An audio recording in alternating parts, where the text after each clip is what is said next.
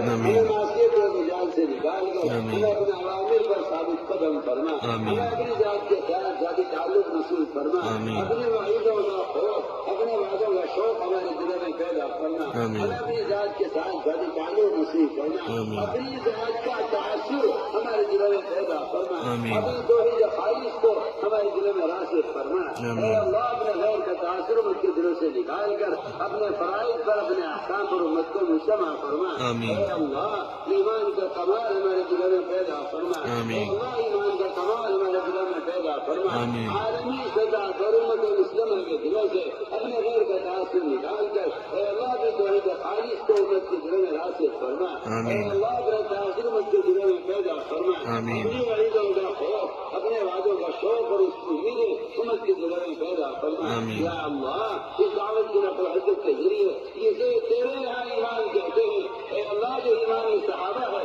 ہم جسے اس کا سوال کرتے ہیں اپنے لیے، ساری امت مسلمہ کے لیے اور ساری انسانیت کے لیے ہم جسے وہ ایمان چاہتے ہیں جسے تیرے یہاں ایمان کہا جاتا ہے۔ یا اللہ کرم